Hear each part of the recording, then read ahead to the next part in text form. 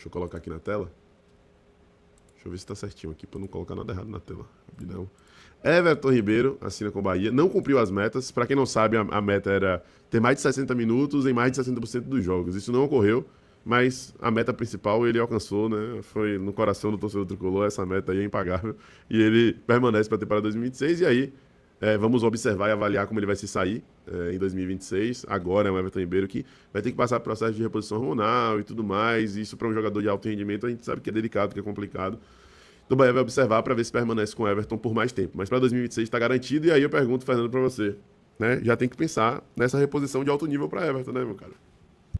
É isso, cara, com certeza, né? O Everton não é mais nenhum garoto, um jogador que mesmo assim ainda contribui muito e defensivamente. O Rogério, inclusive, comentou na última coletiva na Fonte Nova, acho que foi o da Fonte, ofereceu esse último jogo do Fluminense, que ele busca, inclusive, né, dentro do jogo, da formatação tática desse time, fazer uma equipe que consiga favorecer, na verdade, né, o estilo de jogo do Everton, né? E que é um craque, é um jogador que tem muita qualidade, mas que já não é mais nenhum garoto, como eu falei anteriormente, e que não pode também ser, vamos dizer assim, um supra-sumo no sentido da dependência dos jogadores em relação a ele dentro de campo, né, da sua importância.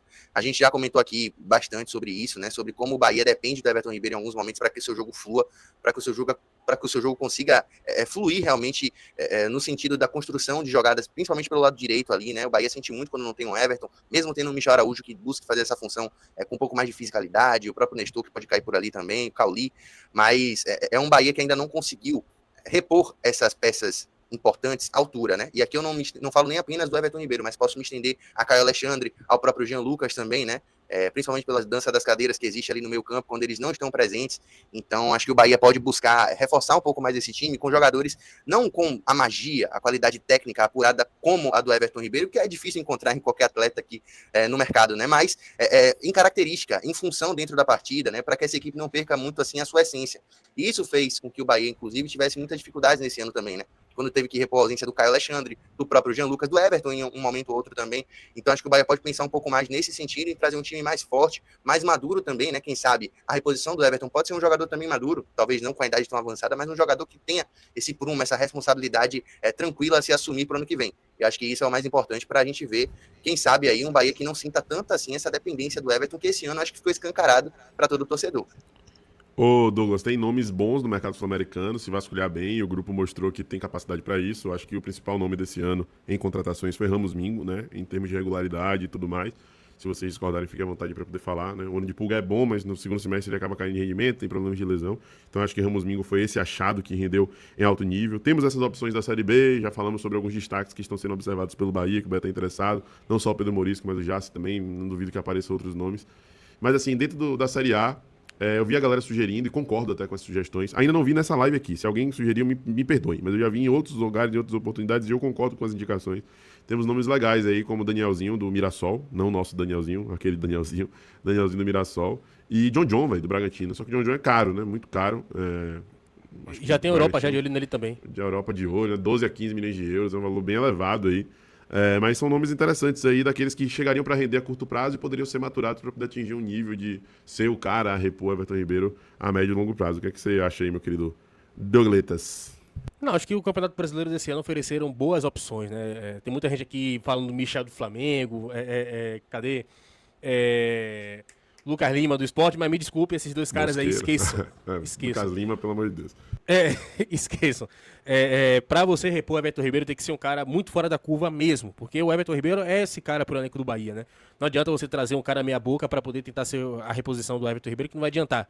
Então, assim, se o Bahia quiser, e eu acredito que o Bahia tem condições para isso, né? Não é à toa que buscou Mingo, que buscou Pulga, que buscou outros tantos jogadores. O próprio Cauli também, para aquela temporada de 23, também foi um belo de um achado. Então, assim, o Bahia tem condições de fazer, né? O Bahia tem condições de procurar. Eu acredito que esse Campeonato Brasileiro ofereceram muitas boas opções, muitos bons nomes para a disputa do campeonato do próximo ano. Agora, vai depender daquela questão do valor, né? Que cada um pode valer, né? Pro mercado.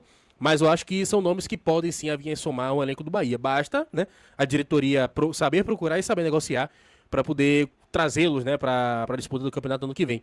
Rafa Veiga seria até um bom nome, né, mas eu não sei se questão de idade, rendimento, poderia ajudar, né? Lembrando que o Rafael Veiga não fez a mesma temporada do que foi ano passado e do que foi outros anos com a camisa do Palmeiras, mas também é um bom nome. Não sei se seria o ideal, né, pro Bahia em questão de rendimento, questão de, né, quantidade de jogos, né, sequência de jogos, mas seria um bom nome também.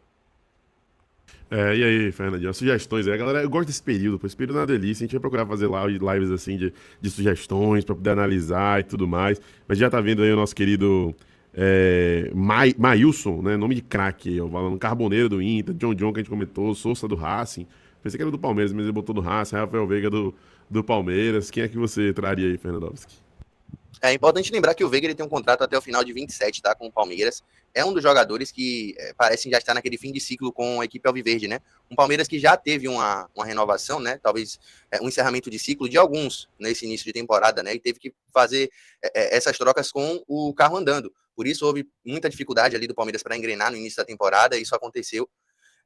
E mesmo assim ainda existem alguns jogadores que o torcedor do Palmeiras já enxerga como atletas que já estão no fim de ciclo, que tem muita gratidão, mas que para um futuro, né, de competitividade, que é uma equipe que sempre quer estar lá em cima, já não são tão interessantes assim. Acho que o Veiga faz parte desse combo de atletas, por mais que seja ídolo e tenha feito o que fez contra a LDU, né, porque realmente é absurdo ali o que ele fez naquele último jogo, mas é um jogador que me anima bastante. Acho que o futebol brasileiro tem ressurgido com alguns 10, né? O próprio Paulo Henrique Ganso, que fez gol aí no Bahia, mostrando essa qualidade também, mesmo Alan já Patrick. com a idade. Alan Patrick também. Muitos jogadores que mostram essa qualidade técnica apurada que podem ali suprir uma ausência do Everton Ribeiro, né? Agora, é saber até que ponto o Bahia está disposto a trazer jogadores considerados um pouco mais velhos, né? Mais cascudos, porque, pelo que a gente vem percebendo, eu estava até inclusive discutindo isso com o Douglas na última live que a gente fez, parece que o Bahia normalmente faz uma ou duas, no máximo 3 contratações assim, de jogadores com um pouco mais de idade, né? A gente pode lembrar do próprio Vitor Hugo em 2023, 2024, o próprio Everton, junto com o Santi Arias, esse ano a chegada do William José. O Bahia volta e meia contrata um jogador que consiga ter um pouco mais de experiência para rechear esse time, né? Não tornar esse time tão imaturo assim, né? E eu acho que isso deve se estender para o ano que vem, tá dentro desses nomes aí. Acho que são nomes legais para o torcedor do Bahia poder fazer essa brincadeira, poder realmente especular, imaginar aqui, enquanto a gente vai tentando apurar e trazer as notícias para o torcedor. Agora, acho que é importante essas reposições, não apenas para o Everton, mas para muitos jogadores ali do meio, para que eles tenham realmente esse descanso, né? E o Bahia não perca tanto assim essa qualidade técnica. Perfeito, cara. A galera fala. Alan Patrick eu gosto muito, tá? Nome bem interessante. Já não é nenhum menino, jogador experiente, mas ainda tem lastro aí, tem linha pra poder queimar. Acho bem interessante. O nosso querido Vídeos aleatório botou aqui, ó. Repô Everton Ribeiro, Rafael Veiga ou Anderson Talisca. 2 jogadores aí da mesma faixa de idade, né? 30 pra 31 anos. Talisca é uma incógnita, né, amigo? A gente nunca sabe. Já cansei já de comentar e especular sobre Talisca. Quando ele quiser vir, ele vai vir.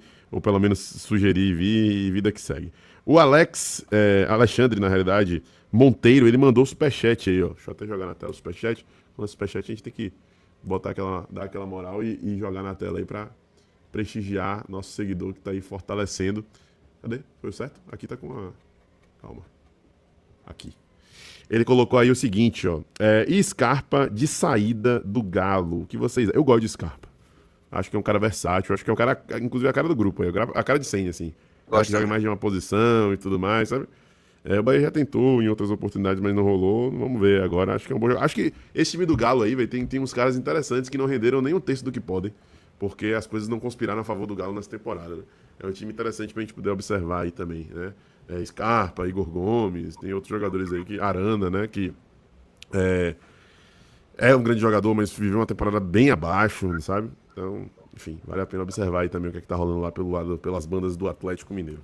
Você assistiu a mais um corte aqui do SMB Lives, nosso canal secundário, com quase 70 mil inscritos. Tem live praticamente todo dia, mais ou menos ali, às 19 horas. Então não perca todo o noticiário do Bahia, debate, opinião, junto conosco aqui na SMB Lives. Ative o sininho das notificações e inscreva-se no canal para não perder nenhum conteúdo.